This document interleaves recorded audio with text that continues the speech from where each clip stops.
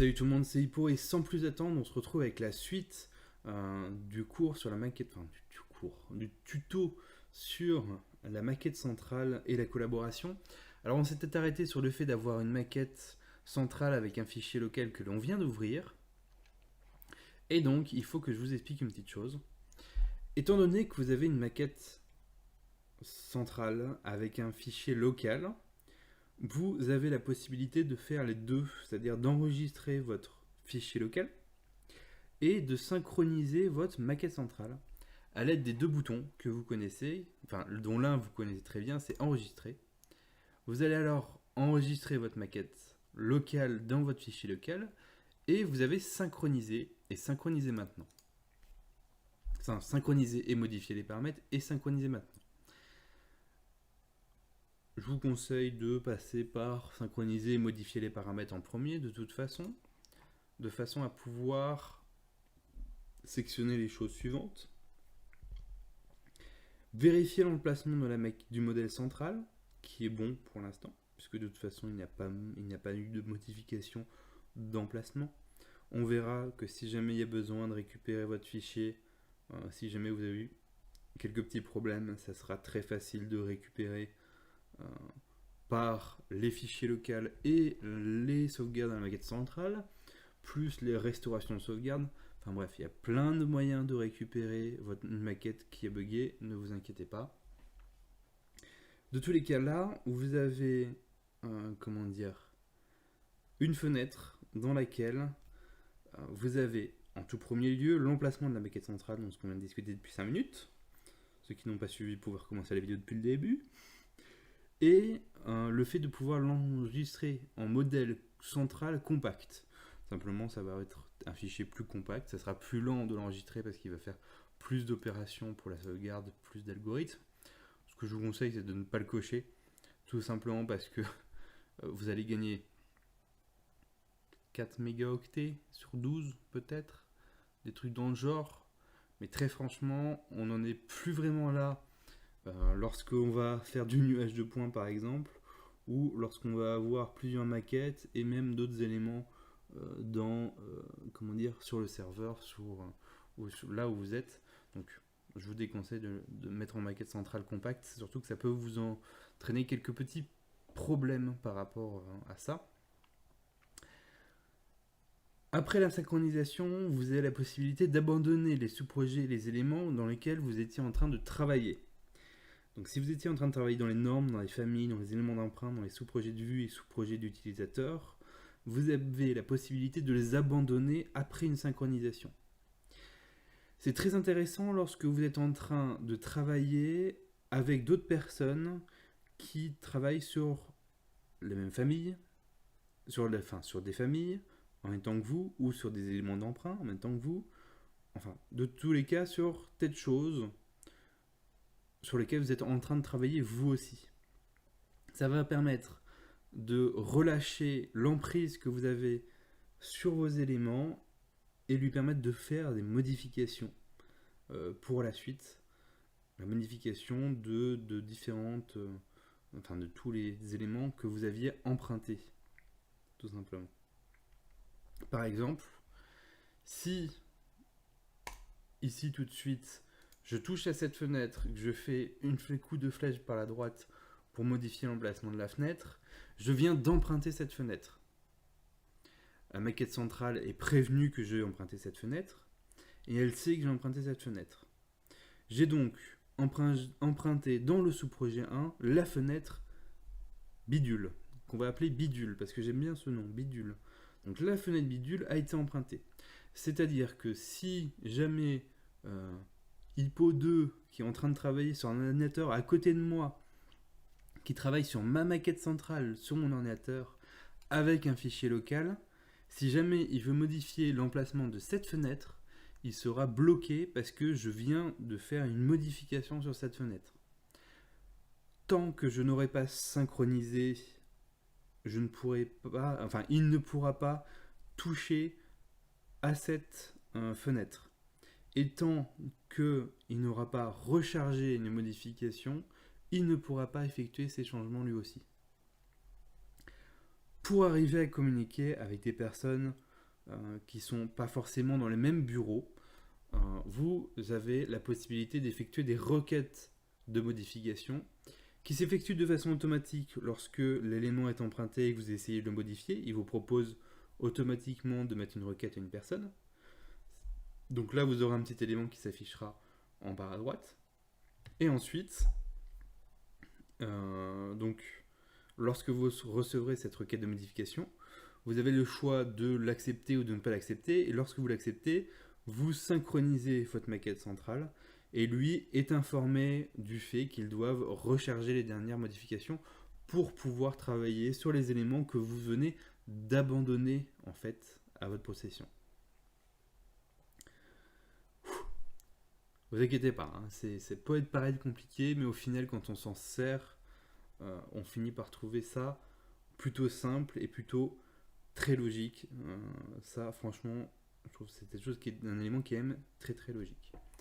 On va pousser ma barre d'enregistrement, on va la mettre là par exemple. Ici, on peut voir qu'on est en train de travailler dans le projet, dans le sous-projet 1.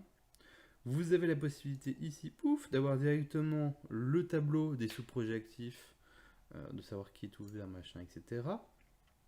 Et vous avez aussi le petit texte de requête de modification.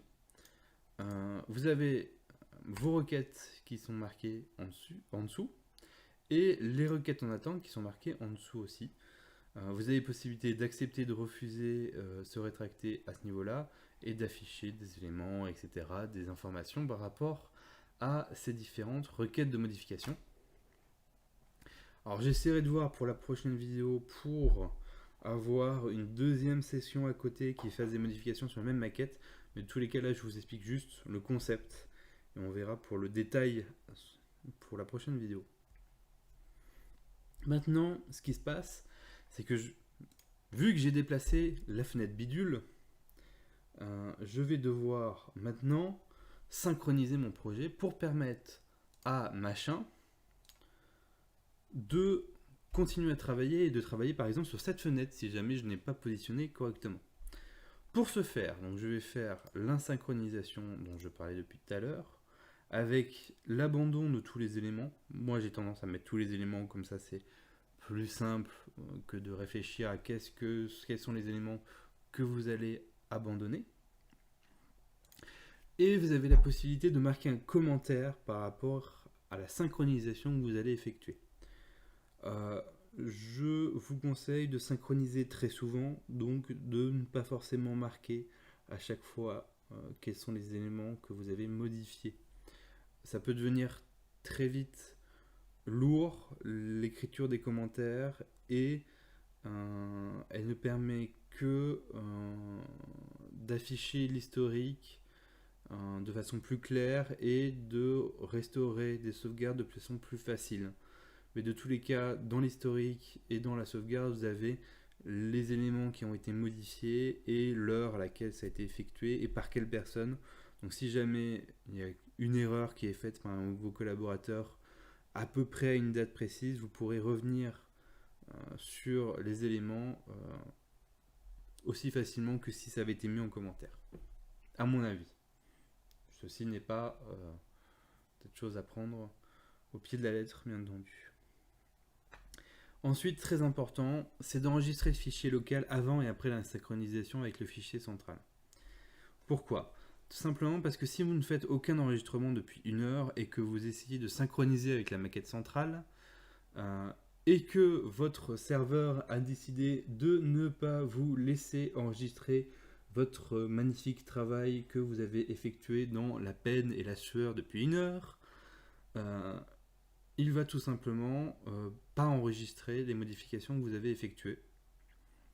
Alors qu'il suffit de laisser l'enregistrement du fichier local avant et après la synchronisation pour qu'il y ait quand même une sauvegarde effectuée de votre côté sur votre fichier local que vous pourrez ensuite ressortir, même si la maquette centrale n'est pas à jour et que votre fichier local est plus à jour que la maquette centrale, vous pourrez ressortir votre fichier central, votre fichier local, pardon, et l'enregistrer et le charger sur la maquette centrale, qui vous permettra de mettre à jour votre maquette centrale par rapport à vos fichiers locaux.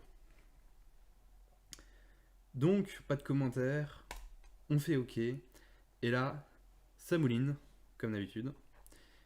Et voilà, la synchronisation a été faite et l'enregistrement avant et après votre synchronisation a été effectué. Pourquoi avant-après? Très important. Lorsque vous synchronisez avec le fichier central, vous allez envoyer vos informations des éléments modifiés vers la maquette centrale et récupérer les informations des modifications vers votre maquette. Tout simplement, l'enregistrement avant-après la synchronisation permet de voir un enregistrement avant la synchronisation au cas où la synchronisation ne s'effectue pas de votre part vers la maquette centrale, avant toutes les modifications. Ensuite, lorsque la maquette est synchronisée avec la maquette centrale, avoir une sauvegarde après permet de sauvegarder après le rechargement des modifications qui ont été effectuées sur la maquette centrale. Et donc d'avoir un fichier local à jour par rapport à la maquette centrale. Voilà. Suite à cela, vous avez la possibilité, donc bien sûr, de faire un synchronisé maintenant qui serait plus rapide qu'un synchronisé avec le choix des modifications. Vous pouvez observer que c'est le dernier bouton que vous avez utilisé pour la synchronisation qui a tendance à se mettre en place devant. Donc, si vous voulez revenir sur la synchronisation avec les paramètres, on appuie sur la petite flèche, comme d'habitude, ou ici, ou pas là. Maintenant, vous avez la possibilité de faire une chose. Vous avez la possibilité de recharger les dernières modifications. Donc vous allez effectuer uniquement la seconde partie de la synchronisation vers une maquette centrale. Vous allez effectuer seulement le chemin retour de la maquette centrale vers votre fichier local pour pouvoir en fait continuer à effectuer vos modifications. Pourquoi cette différenciation? Imaginons que vous êtes en train de travailler sur un ensemble de murs sur lequel vous n'êtes pas forcément d'accord avec vous-même sur la façon dont vous êtes en train de le faire.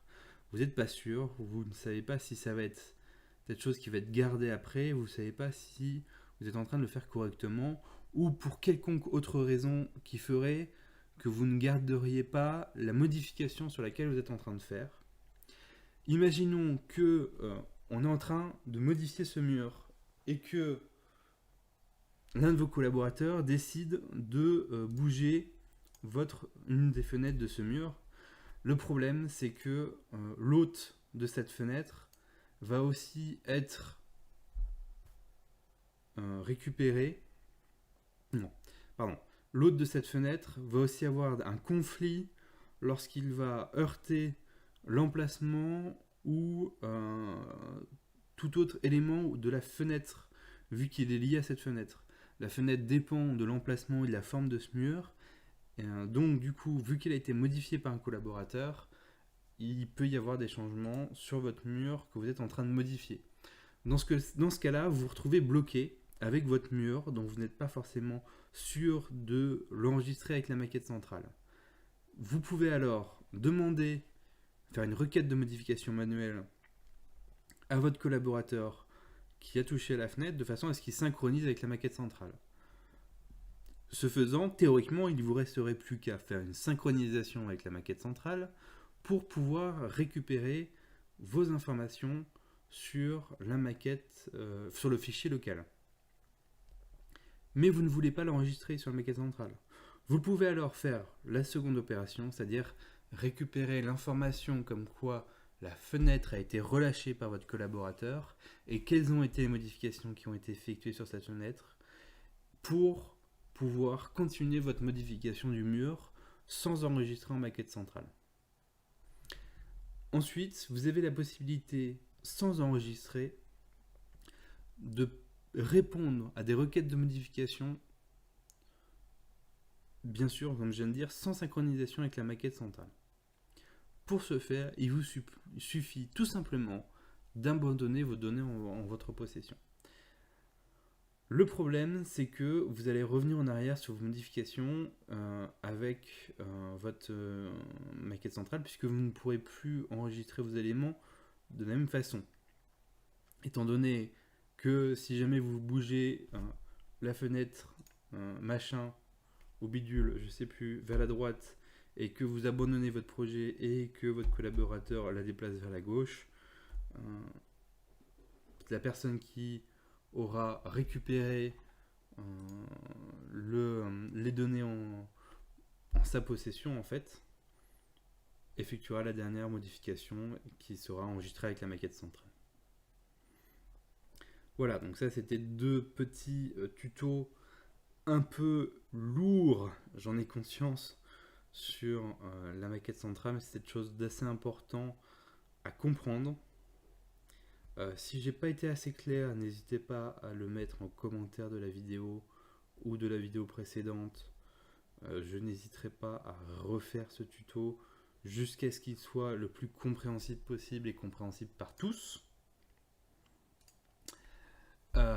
Et on se retrouve dans une prochaine vidéo pour la suite de cette gestion des sous-projets et des éléments. Allez,